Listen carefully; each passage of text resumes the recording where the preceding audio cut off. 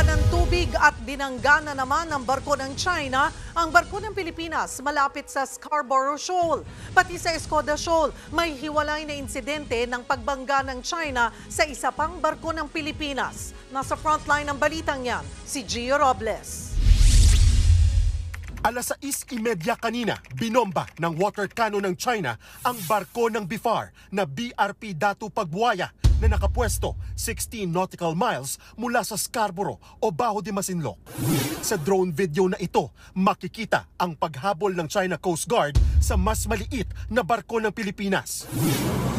10 meters!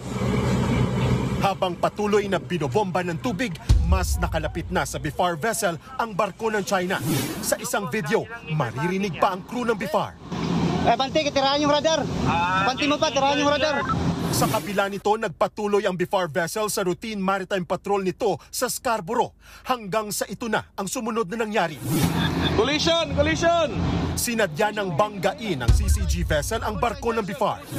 Mula sa himpapawid, kita ang pagtama ng barko ng China sa starboard side o kanang bahagi ng BIFAR vessel.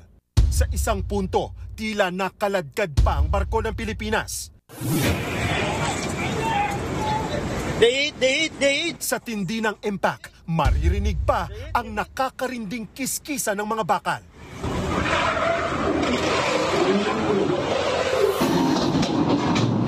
Matapos ang pagbangga, kita ang gasgas sa barko ng China Coast Guard.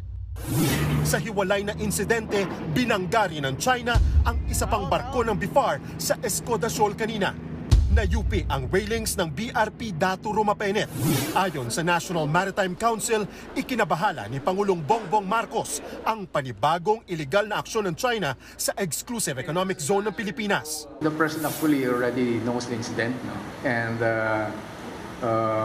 he expressed his concern dahil bakit may ganito na naman nangyari, no? Merong nga ramming. Tinawag naman ng PCG na overkill ang pamwersa ng China.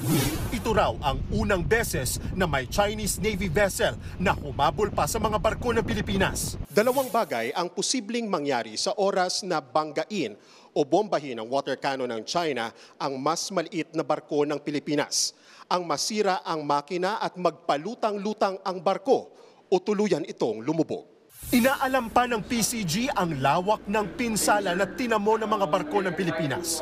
Makikipag-ugnayan daw ang NMC at PCG sa Department of Foreign Affairs para pabayaran sa China ang gasto sa sira ng barko. Wala namang nasaktan na crew sa insidente. Ang China naman hinimok ang Pilipinas na tigilan ang pagsisimula ng gulo. Pilipinas daw ang sadyang bumangga sa barko ng China. Kung magpapatuloy raw ito, dapat raw handa ang Pilipinas na harapin ang resulta ng mga aksyon nito. Nagbabalita mula sa Frontline, Gio Robles, News 5. Mga kapatid, Cheryl Cosim po, huwag maging huli at maging una sa lahat sa balitaan. Para sa tuloy-tuloy na talakayan sa Frontline, mag-follow at mag-subscribe sa social media pages ng News 5.